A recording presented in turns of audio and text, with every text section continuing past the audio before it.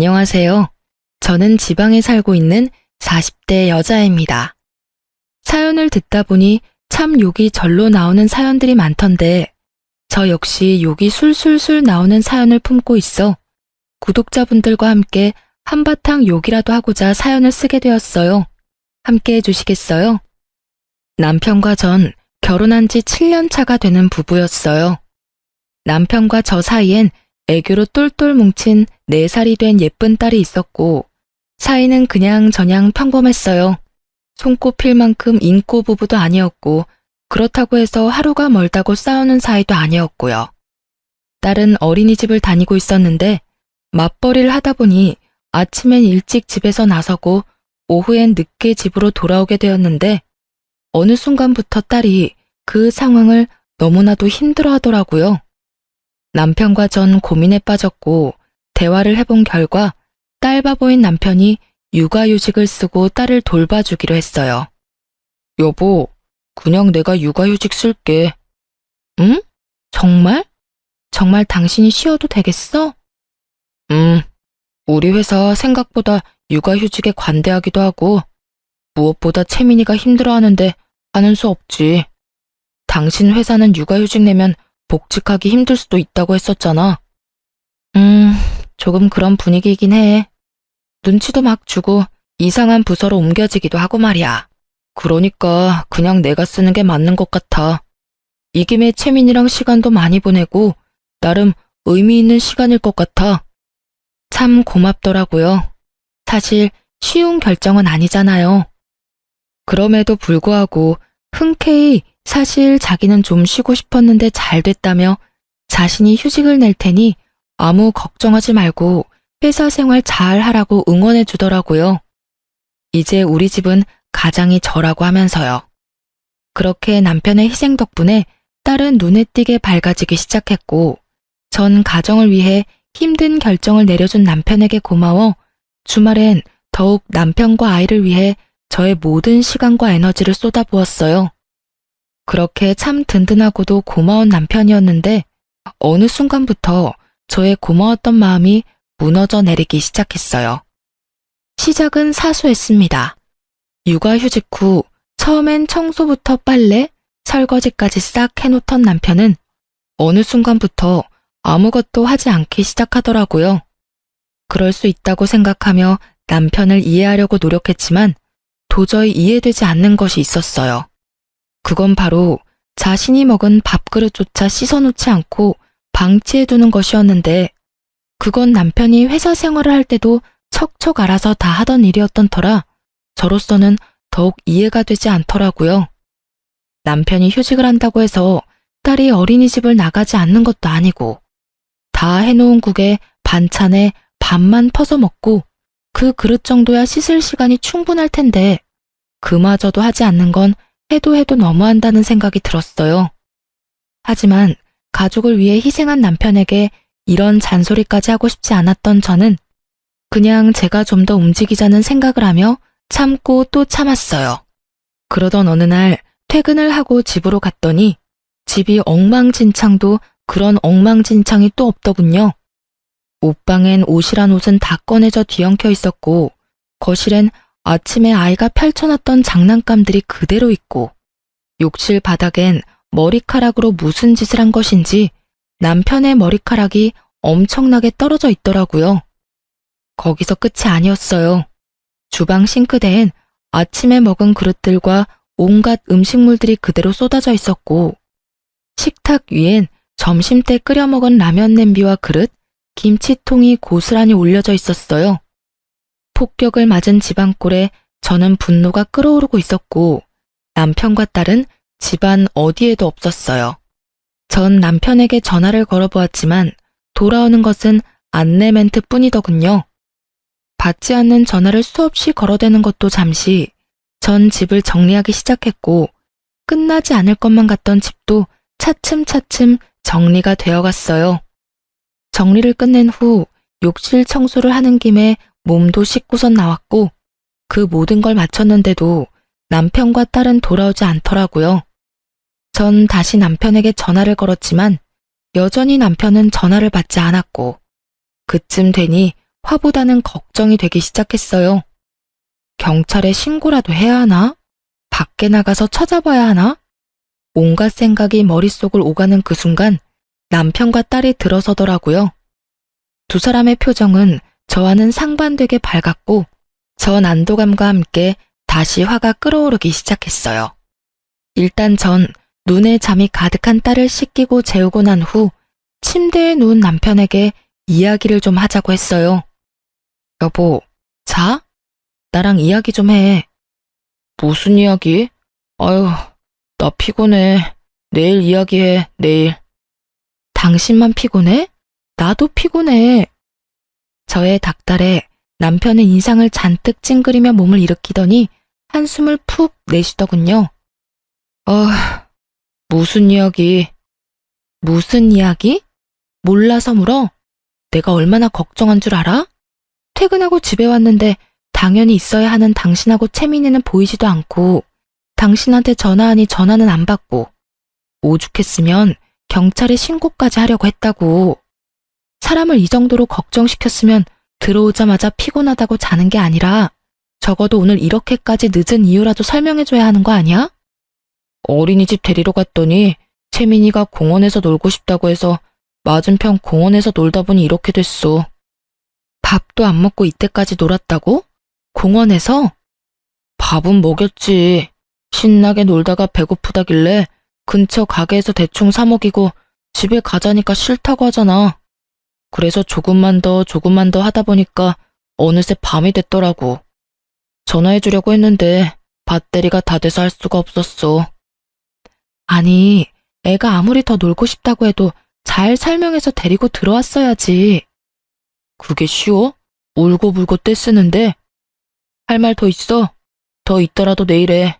나 진짜 피곤해. 짜증 섞인 투로 답한 남편은 등을 돌려버리곤 코까지 골며 잠들어 버렸어요. 전 결국 집안이 엉망이었던 건 한마디도 따지지도 못한 채 입을 닫고 남편의 옆에 누웠고 왜인지 수상한 기분이 계속해서 들기 시작하더군요. 그 이후에도 남편은 가끔 딸과 함께 밖에서 늦은 시간까지 시간을 보내고 들어왔고 그때마다 집은 더 엉망인 건 물론이고 연락조차 되지 않았죠. 그런 남편의 행동이 몹시 수상했지만 혼자도 아니고 딸까지 데리고 나가서 이상한 짓을 할 리도 없다고 생각했죠.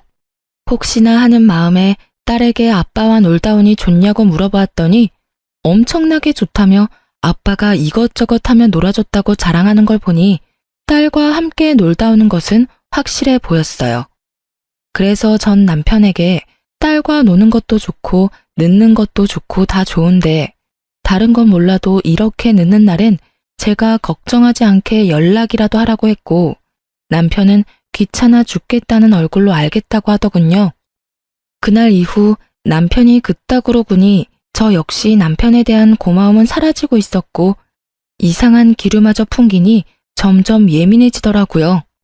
그런 저의 예민함을 남편도 느꼈는지 어느 날부턴 다시 집을 치우고 저녁까지 해놓고 저를 기다리기 시작했어요. 말투도 전보다 더 다정하게 바뀌었고요. 여보 왔어? 샤워하고 밥 먹을 거지. 얼른 씻고 와서 밥 먹어. 내가 다 차려놨어. 어? 웬일이래?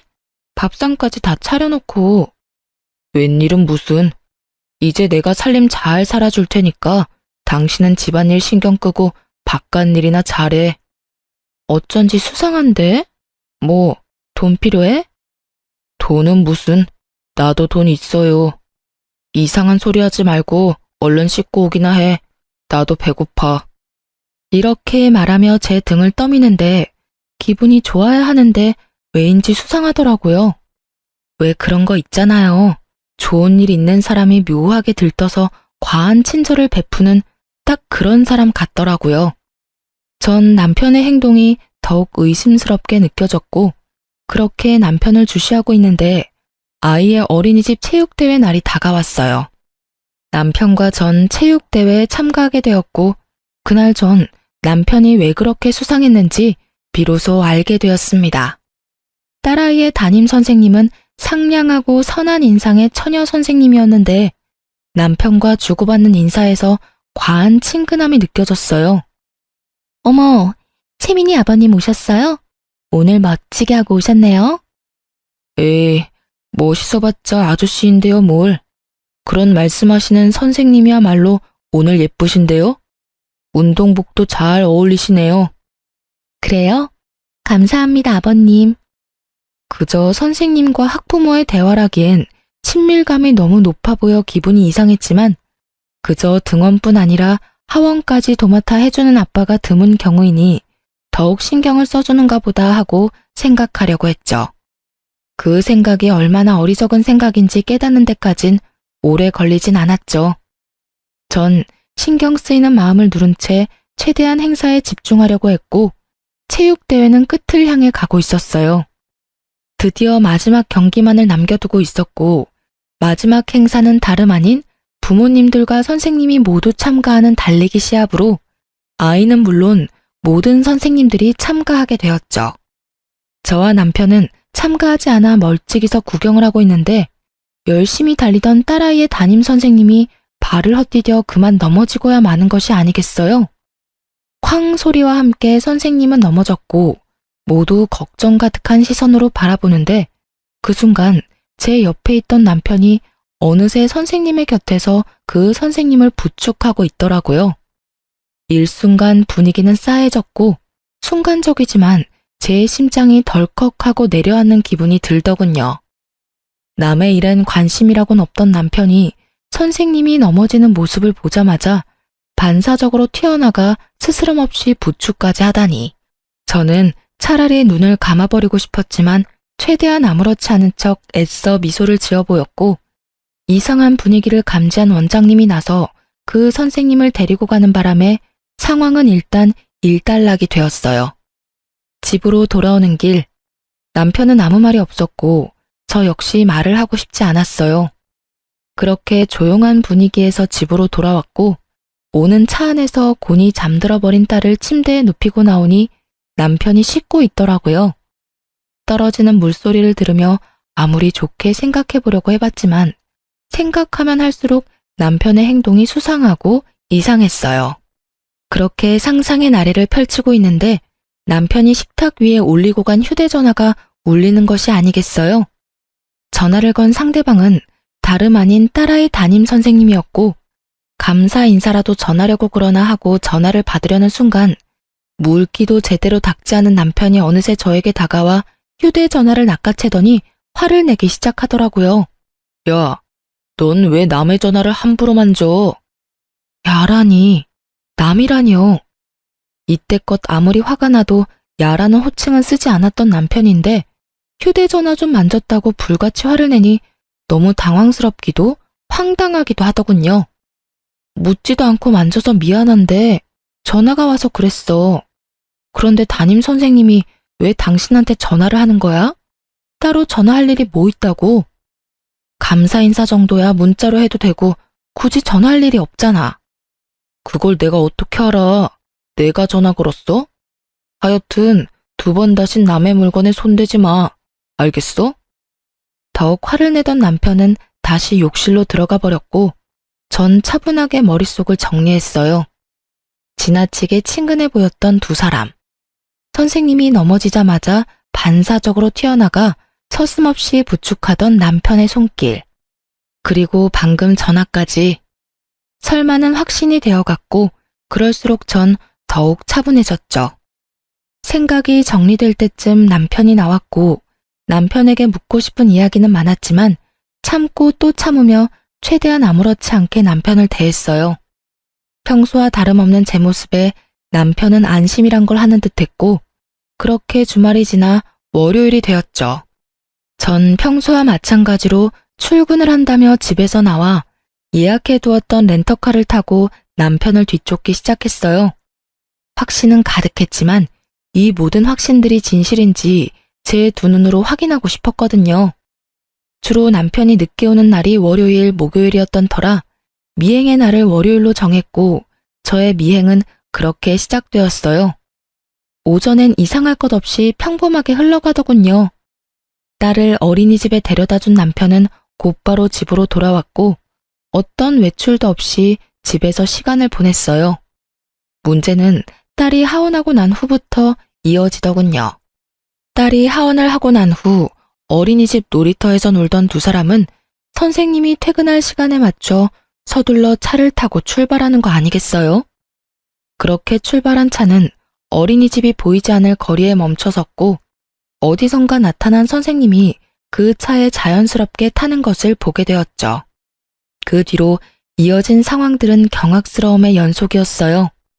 딸은 아무것도 모른 채 그저 아빠와 선생님이 놀아주니 행복해 보였고 두 사람은 마치 부부처럼 아이의 시선을 피해 손을 잡고 당당하게 외도를 저지르고 있더라고요. 모든 것을 제 두 눈으로 확인하던 그 순간 그때서야 남편의 행동이 다 이해가 되기 시작했어요.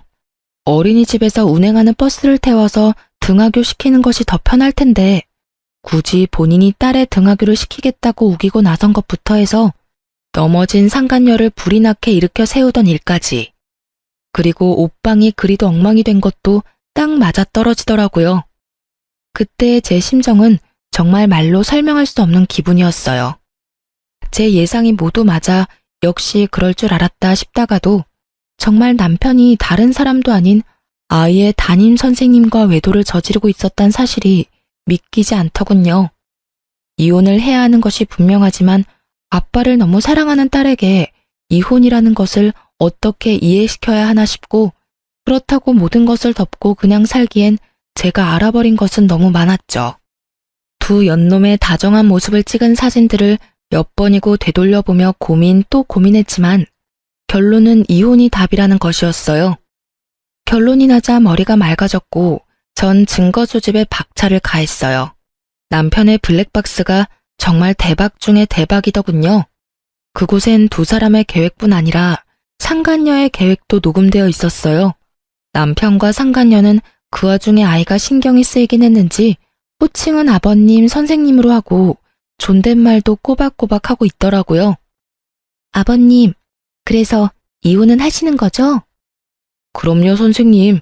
곧 이야기 꺼내려고 하고 있어요. 우리 채민이만 아니면 당장 이혼하면 되는데 채민이를 데리고 와야 하니까 시간이 좀 걸리네요. 제대로 된 약점이라도 잡아야지 양육권을 가지고 올 수 있을 텐데 그게 쉽지는 않네요. 하긴 그렇긴 하겠네요. 그래도 노력 좀 해줘요.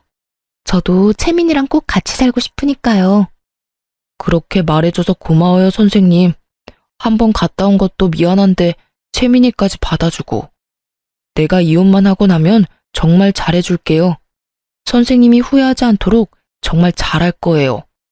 그러니까 조금만 더 기다려줘요. 거북하기 짝이 없는 대화가 오가고 이내 남편은 화장실을 간다며 차에서 내리고 상간녀가 자신의 엄마와 통화를 하기 시작했어요. 엄마. 괜찮아. 잠시 화장실 갔어. 채민이? 채민이도 같이 있지. 피곤했는지 아까부터 자. 결혼? 일단 좀 기다려봐. 이혼을 해야 결혼을 하든 말든 하지. 채민이 정말 키울 거냐고? 내가 미쳤어? 내가 애를 왜 키워? 그것도 남의 새끼를. 그 사람이 워낙 딸을 예뻐하니까 일단 키운다고 말만 하는 거지. 그래야 이혼을 할 거 아니야. 일단 이혼시키고 결혼하고 나면 임신부터 서둘러서 하고 뱃속에 애 핑계 대면서 채민이 시댁에 보내버릴 거야. 들킬 일 없다니까. 그 여자 눈치라고는 없어서 체육대회 때 그런 일까지 있었는데도 아무것도 모르고 있다고 하더라니까. 심지어 내가 그이한테 전화한 것도 다 봤는데도 여전히 모른다고 하던데? 그러니까 그런 걱정은 하지도 마. 엄마 어린이집엔 피해 안 가도록 우리가 알아서 할 테니까. 엄마는 그저 어린이집 어떻게 확장할지 그 계획이나 잘 세우세요. 알고 보니까 그의 능력만 좋은 게 아니라 집도 잘 살더라니까. 내가 시집가서 아들 하나만 딱 낳아주면 게임 끝이라니까. 그래. 그러니까 엄마는 아무 걱정하지 말고 어린이집 계획이나 잘 세우세요. 나한테 물려줄 어린이집 잘 키워달라고요. 그이 온다. 이만 끊어. 참 대단한 여자더라고요. 유부남 꼬셔서 이혼시키는 것도 뻔뻔하다 싶은데 애까지 뺏어가다뇨. 심지어 그 애는 바로 시댁에 버릴 계획까지 세우고 있다니. 거기다 명색의 어린이집 원장이라는 여자는 자기 딸을 말리기는커녕 이 미친 계획을 돕고 있었다니 정말이지 제대로 난년이긴 하더라고요. 그 뒤로는 굳이 들어보지 않아도 뻔했기에 더는 듣지 않았어요. 이미 다스릴 수 없을 만큼 화가 나 치가 떨려왔고 남편도 남편이었지만 상간녀만큼은 절대로 용서할 수 없는 지경이었어요. 전 확실하게 하기 위해 며칠에 걸쳐 증거들을 더 모았고 변호사를 만나 상담까지 마쳤어요. 모든 준비가 끝난 후 전 딸과 함께 친정으로 가기로 했죠. 여보, 그동안 고생 많이 했어. 애 보느라 살림 사느라 힘들었지? 내가 채민이 데리고 친정에 가서 며칠 지내다 올 테니까 자유 남편 좀 해. 오랜만에 친구도 좀 만나고 술도 마시고 간만에 자유를 좀 누려. 진짜? 며칠이나 있다가 올 건데? 나 정말 쉬어도 돼? 그럼 정확히 날짜는 모르겠는데 이틀은 일단 있지 않을까? 아무튼 푹 쉬어. 당신이 생각하는 것보단 오래 있다가 올 거야. 제 말에 남편의 얼굴엔 웃음꽃이 피었고 전 입이 귀에 걸린 남편을 뒤로 한 채 친정으로 와버렸어요. 친정에는 진작 상황을 설명했던 터라 저와 딸을 반겨주셨고 부모님들 덕분에 전 이혼에만 집중할 수 있었어요. 남편은 저의 예상대로 상간녀를 집에 불러들였고 모든 장면을 홈 CCTV를 통해 지켜보고 있었습니다. 자기야, 나왔어. 여기가 자기 집이야? 그럼 내 집이지. 와, 진짜 좋은데? 우리도 결혼하면 이렇게 좋은 집에서 사는 거야? 이거보다 더 좋은 집에서 살아야지. 그 여자 맨몸으로 내쫓고 여기보다 더 좋은 집에서 자기랑 나랑 채민이랑 행복하게 살자. 그래.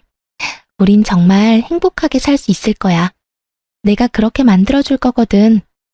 그나저나 그 여자는 웬일로 채민이까지 데리고 친정에 갔대? 나도 몰라.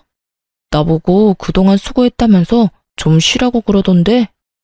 하긴 우리 자기 수고하긴 했지. 나랑 바람 피우느라. 그동안 고생했는데 내가 피로 쫙 풀리게 안마라도 해줄까? 진짜? 좋지. 더는 구역질이나 볼 수가 없더라고요. 모든 상황은 녹화가 되고 있었고 전 휴대전화도 끄고 눈도 그냥 감아버렸어요. 눈을 감으니 그간 남편과의 추억들이 차례대로 스쳐가더군요. 첫 만남에 설렜던 순간부터 결혼을 결심하게 된 순간들, 결혼식, 그리고 처음 딸아이를 품에 안는 순간까지도요. 그 추억의 끝은 남편의 외도였고 그제야 마음속에서 모든 것이 정리되는 느낌이 들었어요. 이혼하겠다고 마음먹은 것과는 별개로 그 순간까지도 남편에 대한 미련 비슷한 것들이 남아 저를 힘들게 하고 있었는데 비로소 그때 모든 것이 떨쳐지더라고요. 그 다음날 모든 증거를 가지고 아이들이 제일 많이 등원하는 시간에 맞춰 어린이집으로 향했어요. 어린이집에 도착하니 저의 계획대로 아이들을 등원시키고 모여 이야기하는 학부모들이 꽤 있더라고요. 심각한 표정의 제가 어린이집에 들어서자 모든 시선이 저에게 향했고 전 그대로 어린이집 현관 입구로 향했어요. 입구엔 보조 선생님이 계셨는데 심각한 표정의 저를 발견하곤 부탁하지도 않았는데 상간녀를 불러주더라고요. 누구보다 밝게 가식적인 표정으로 나오던 상간녀는 저를 발견하곤 표정이 굳어버렸고 타이밍 딱 맞춰 남편 놈도 불이 나게 뛰어와 제 옆에 서더군요. 사실 제가 출발하기 전 좋은 구경시켜줄 테니 어린이집으로 오라고 문자를 보냈었거든요. 사건의 주인공들이 다 한자리에 모였고 대화를 시작하기 전 남편의 자리를 다시 정해주었어요. 제 옆이 아닌 상간녀의 옆으로 말이죠. 여기 말고 네가 사랑하는 여자 옆에 가서 서. 제 말에 적잖게 당황한 남편놈은 반사적으로 부인을 하고 나서더군요. 그게 무슨 말이야. 사랑하는 여자라니. 채민이 엄마, 이분 채민이 담임선생님이잖아. 남편은 부인하기 바빴고 상간녀는 붉어진 얼굴을 진정시키기 위해 손 부채질을 열심히 하고 있더라고요. 그 와중에도 저와 상간녀의 눈치를 살피는 남편놈의 행동은 제 화를 더 돋우는데 부족함이 없었죠. 전 그 자리에서 준비했던 증거를 두 사람에게 던져주었어요. 몇 장의 사진은 두 사람의 얼굴로, 몇 장의 사진은 바람에 날려 어린이집 정원에 떨어졌죠. 모여있던 학부모들은 앞다투어 사진을 줍기 바빴고 두 사람은 차마 사진을 줍지도 못하고 곁눈질로 사진을 보기 바쁘더군요. 무슨 말인지 정말 몰라서 그딴 말을 짓거리는 거야? 너 육아휴직 내고 애를 보는 게 아니라 여자를 보고 살았더라? 좋았니? 행복했어? 왜? 젊은 여자랑 같이 살 생각하니까 절로 웃음꽃이 폈어? 저는 언성을 높이며 소리를 질러버렸고 남편과 상간녀의 얼굴은 빠른 속도로 새파랗게 질려가기 시작했어요. 큰 소리까지 치며 난동 아닌 난동을 부리는 저로 인해 무슨 일인가 싶었던 다른 선생님들이 밖으로 나오고 많이 흥분한 듯한 저를 말리는가 싶더니 떨어진 사진들을 발견했는지 저마다 입을 가리며 경악을 금치 못하더라고요. 어머, 이게 다 뭐래요? 이거 채민이 아버님이랑 정 선생님 아니에요? 에이, 설마요. 어떻게 그런 짓을 해요? 아니라고 하기엔 지금 분위기가 좀 그렇잖아요. 많이 놀란 선생님이 저마다 한마디씩 하는 사이 기다리던 사람이 뛰어나오더군요. 그 사람은 바로 이 어린이집의 원장이자 상간녀의 엄마였어요. 이게 다, 채민이 어머님, 정말 죄송합니다. 이런 일이 일어나고 있는지 정말 꿈에도 몰랐어요. 정말 죄송합니다. 거듭 아무것도 몰랐다며 저에게 고개 숙여 용서를 구하던 원장은 큰 결심을 했다는 듯 이런 말을 하더라고요. 제가 직원 교육을 잘못시켜도 한참 잘못시켰습니다. 책임지고 해고하고 이 바닥에 다신 발도 못 붙이게 할 테니 힘드시겠지만 일단 진정 좀 해주세요, 어머님. 진정? 지금 내가 진정하게 생겼어요? 암요. 진정하시기 힘드시다는 거 저도 잘 압니다. 그러면 다른 학부모님들도 다 보고 계시고 일단 들어오셔서 이야기 나누실까요? 코웃음이 다 나더라고요. 상간녀와 남편의 관계를 진작 다 알고 있었다는 것을 블랙박스를 통해 다 알고 있는데 이리 소름을 끼치는 연기를 펼치며 아무것도 모르는 척을 해대니 코웃음이 날 정도로 어이없을 수밖에요. 저기요, 직원 교육은 둘째치고 딸 교육은 어떻게 했길래 이딴 짓을 벌일 수가 있죠? 네? 어머님, 그게 무슨 말씀이신지 다 알고 있으니까 발뺌할 생각도 하지 마세요. 이 여자, 당신 딸이잖아. 아니 도대체 딸 교육을 어떻게 했으면 학부모이자 유부남인 남자와 놀아날 수 있는지 딸 키우는 입장에서 도저히 이해가 안 되네. 그걸 어떻게 아무도 모르는 사실인데? 지금 어떻게 알았는지가 중요해. 내가 뭘 얼마나 더 아는지는 궁금하지 않은가 봐. 나 당신네들 통화하는 것도 다 들었어. 뭐? 일단 이혼부터 시키고 임신부터 해서 내 딸을 시댁으로 보내버린다고? 그게 인간이 할 말이야? 그게 아이들을 보살피는 선생 입에서 나올 말이냐고. 저는 다시 한번 악에 받쳐 소리를 질러버렸고 제 말에 모여있던 학부모들은 경악을 금치 못한다는 표정을 지어 보이더군요. 남편 역시 화가 났는지 상간녀를 닥달하기 시작했고 상간녀는 절대 아니라며 잡아떼기 바쁘더라고요. 이 말이 전부 사실이야? 우리 채민이 버릴 생각이었어? 아니야, 자기야. 상간녀의 입에서 나온 자기라는 단어는 다시 한번 구경하고 있던 학부모들의 탄성을 자아냈고 상간녀는 그 모든 것이 상관없다는 듯 말을 이어나가기 시작했어요. 내가 채민이 정말 많이 사랑하고 아끼는 거 누구보다 자기가 더 잘 알잖아. 자기 생각 안 나?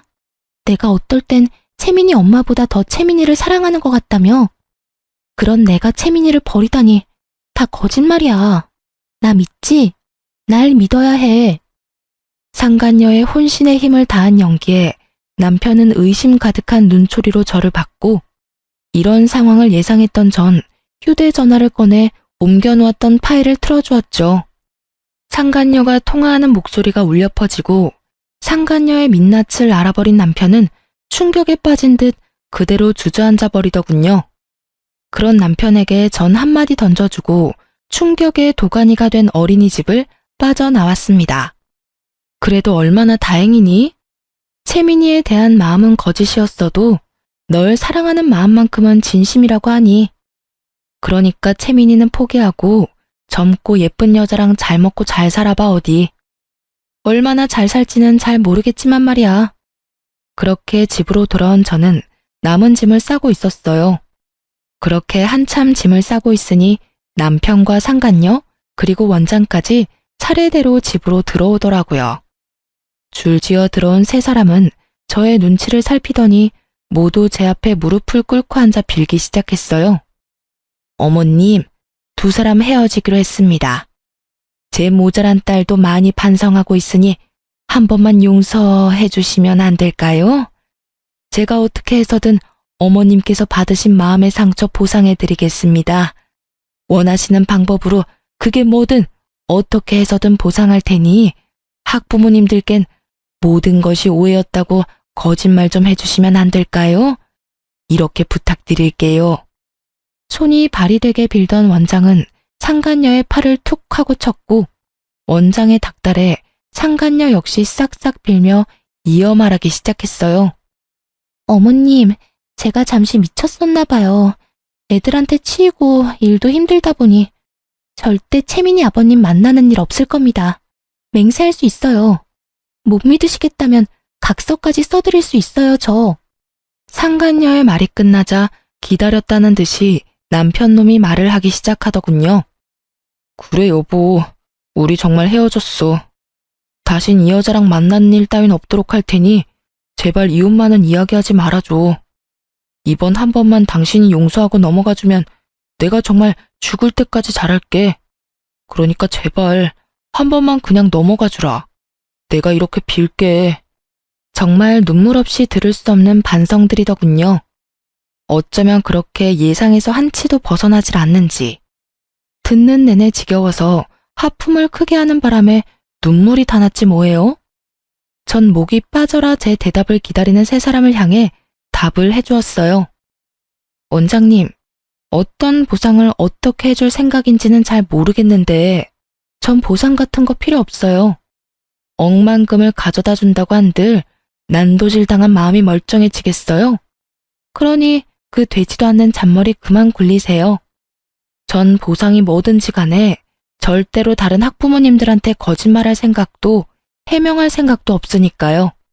제 말에 원장은 절망스러운 표정으로 저를 바라보며 다시 설득을 해보려 입을 뗐지만 그런 원장의 눈을 외면하고 상간녀를 똑바로 보며 말했어요. 넌 이 남자하고 헤어질 필요 없어. 네? 그게 무슨 말씀이세요? 헤어질 필요가 없다뇨. 말 그대로야. 내가 이 남자 너 줄 테니까 그냥 가져. 네가 데리고 살라고. 그렇게 사랑한다고 해놓고 헤어지긴 왜 헤어져? 그냥 둘이 행복하게 잘 살아봐. 단, 넌 다신 선생질하며 살 생각은 하지도 마. 혹시나 어디에서 또 선생질하고 있다는 소문 들리는 날엔 지구 끝까지 너 쫓아가서 학부모하고 놀아난 더러운 년이라고 온 동네에 소문 내줄 테니까. 꼭 그렇게까지 하셔야겠어요? 제가 헤어진다고 하잖아요. 다신 만나지 않겠다고요. 네가 헤어지고 다신 안 만난다고 하면 이때껏 너희 둘이 만나왔던 일이 없던 일이 되니? 그리고 네가 헤어질 테니 나보고 다시 저 새끼랑 살라고 부탁하면 내가 바람까지 피운 더러운 놈이랑 다시 붙어 살아야 해? 이게 어디서 부탁이라고 하면서 명령질이야. 명령이 아니라 정말 간곡하게 부탁드리는 거예요. 저 정말 다시는 이 사람하고 만나는 일 없을 테니 두 분 살고 말고 하는 건 알아서들 하시고 제 앞길만 막지 말아주세요. 제발 부탁드릴게요. 저 아직 나이도 어리고 앞길도 창창한데 그런 소문을 내시면 앞으로 전 어떻게 살아요? 넌 인제야 눈물이 나니? 난 이제 눈물이 말랐는데 말이야. 네가 유부남 꼬셔서 이 집에서 좋다고 행복감에 젖어 있을 때 난 말이야, 피눈물을 흘렸어. 그러니 네 인생 망가지는 것쯤은 네가 감당해. 망가진 내 인생도 나 혼자 감당하고 있는데 내가 네 인생까지 신경 쓸 틈이 있겠어? 상간녀는 흐느끼는 소리를 내며 펑펑 울기 시작했고 전 그런 상간녀를 외면한 채 마지막 남편에게 말했습니다. 당신이 제일 어이없어. 그거 알아? 뭐? 이딴 짓까지 해놓고 이혼만은 이야기하지 말라고? 머리에 총 맞았니? 그렇지 않고서야 어떻게 그런 말을 나한테 할 수가 있어. 일을 이 지경까지 만든 사람이 누군데? 난 무슨 일이 있어도 너 같은 인간이랑은 못 살아. 이혼은 무조건 할 거고 채민이는 당연히 내가 키울 거야. 여보. 그 더러운 입으로 여보라고 부르지도 마. 소름 끼치니까. 아, 내가 채민이는 보여주긴 할 건데 그 역시 내가 정할 거고 만날 수 있는 횟수도 많진 않을 거야. 그 정도는 감당해야 하지 않겠어? 제 말이 끝나자 세 사람은 저마다 할 말이 많아 보였지만 전 짐을 챙겨 집에서 나와 친정으로 와버렸고 친정까지 찾아오는 건 겁이 났는지 더는 쫓아오진 않더군요. 전 친정에서 부모님의 도움을 받으며 이혼과 함께 상간녀 소송을 진행했고 그 과정은 정말 길고도 험했습니다. 하지만 과정이 힘들었던 만큼 제가 원하는 결과를 얻게 되었고 무엇보다 양육권을 지킬 수 있게 되어 참 다행이었어요. 이혼을 하고 난 후 해당 어린이집은 원장 딸이 학부모와 놀아났다는 소문이 빠르게 퍼져 1년도 안 되어 문을 닫게 되었고 더러운 소문에 휩싸였던 어린이집이라 선뜻 맡겠다는 사람이 나타나지 않는다고 하더군요. 그 덕에 원장은 그 비싼 월세를 울며 겨자 먹기로 내야만 했고 어린이집을 연 지 1년도 채 되지 않았던 터라 투자금도 회수하지 못한 채 문을 닫게 된 원장은 거의 알거지 신세가 되었다는 소식을 들을 수 있었어요. 상간녀 역시 업계의 소문이 다 퍼져 취업이 어려울 것이라고 하고요. 이러나 저러나 저에겐 참 통쾌한 소식이더군요. 그렇게 저의 채증을 시원하게 날려주는 소식들이 전해지는 동안 시댁에서도 모든 사실을 알았는지 전화가 왔더라고요. 모든 상황을 이제서야 아셨다며 저를 대신해 전 남편 욕을 해주시더군요. 재미너미야, 이야기 다 들었다.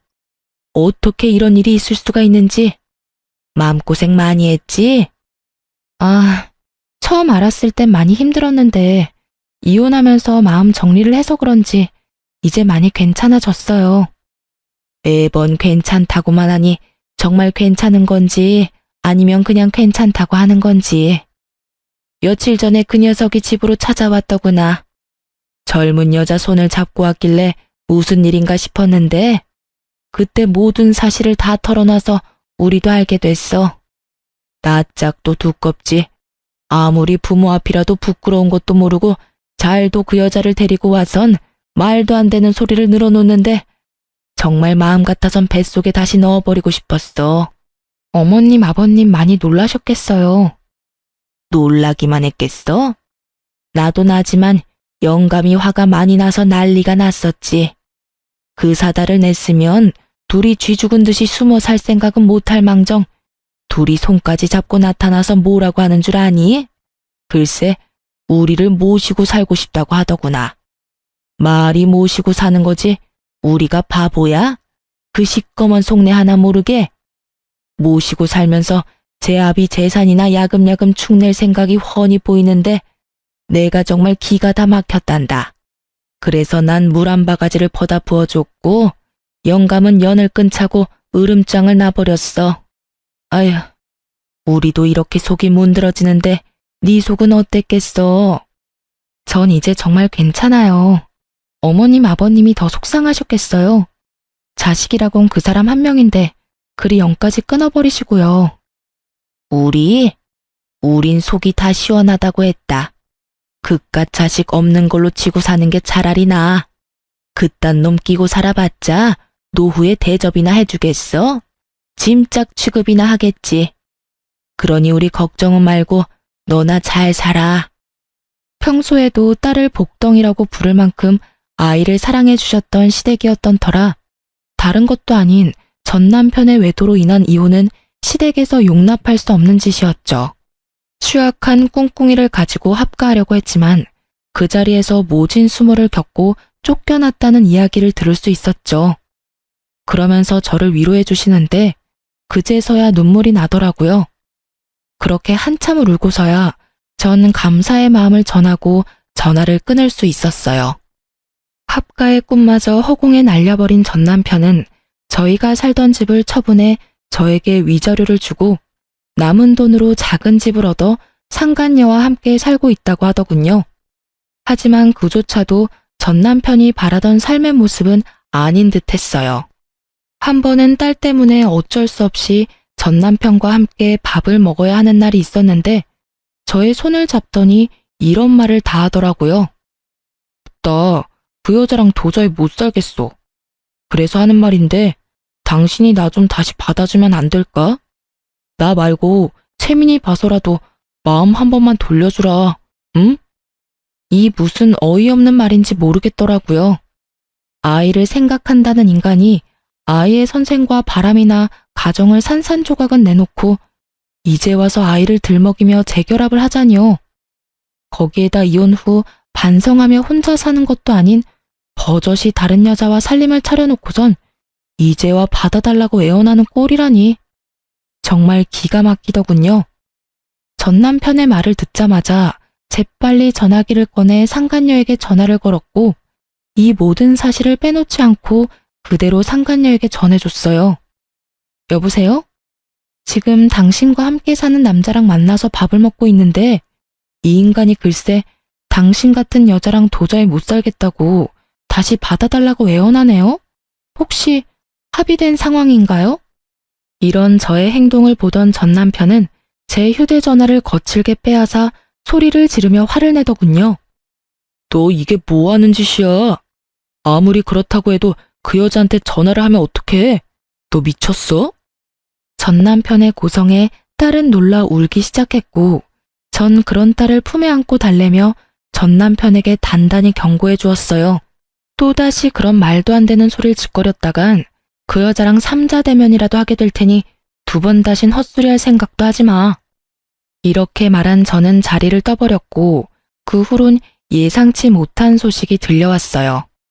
그 소식은 상간녀와 전 남편의 소식이었는데 저의 전화로 시작된 두 사람의 불화는 사그라지기는커녕 점점 커져만 갔고 결혼식까지 올린 두 사람은 1년도 채 되지 않아 이혼을 하게 되었다고 하더군요. 이혼을 하며 상간녀에게마저 위자료를 뜯긴 전 남편은 더욱 작은 집으로 옮겨갔고 상황이 어려워지자 그렇게 사랑한다던 딸의 양육비마저 들어오지 않기 시작했어요. 때마침 딸은 전 남편이 소리를 지르며 악을 쓰던 모습이 뇌리에 박혀버렸는지 전 남편과 만나는 것을 힘들어하기 시작했죠.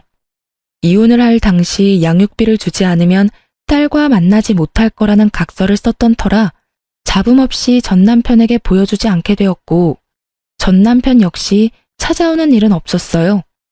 그렇게 사랑한다고 하루라도 못 보면 죽을 것처럼 굴더니 힘들어지니 바로 딸부터 버리는 꼴이 한심하면서도 참 그 인간 말종에게 잘 어울리는 짓거리라고 생각했네요. 그렇게 완전히 전 남편과의 연을 끊어버린 전 딸과 함께 아주 잘 지내고 있습니다. 이혼 직후 친정에서 지내던 저희 모녀는 얼마 전 친정에서 가까운 곳으로 집을 얻어 딸과 함께 살아가고 있어요.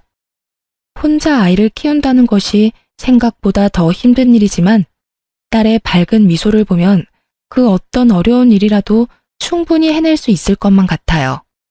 얼마 전엔 전 남편이 양육비를 주지 않고 있다는 소식을 들으셨는지 전 시어머니에게서 연락이 와 만나게 되었어요.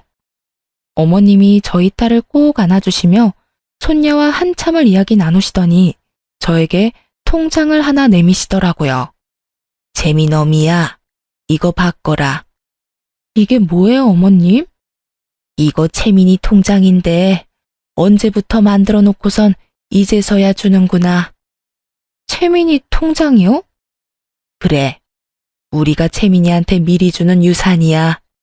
너한테 주는 거 아니고 채민이한테 주는 것이니 행여나 돌려줄 생각은 하지 말고 그냥 받아두거라.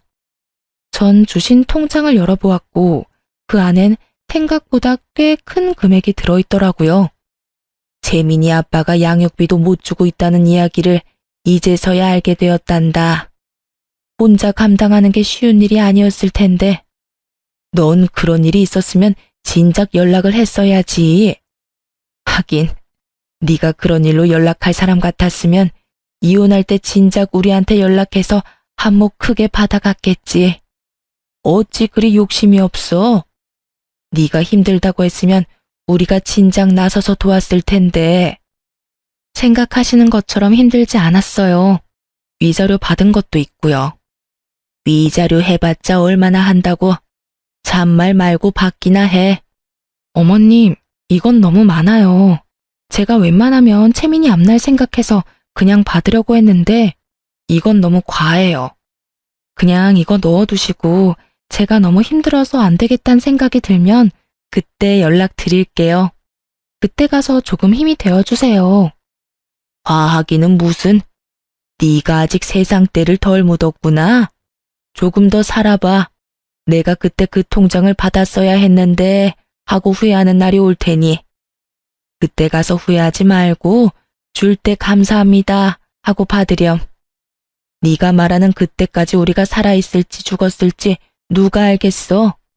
우리 같은 늙은이들 언제 어떻게 될지 모르는 거고. 정신이라도 멀쩡할 때 우리가 직접 너한테 전해주고 싶어서 그래.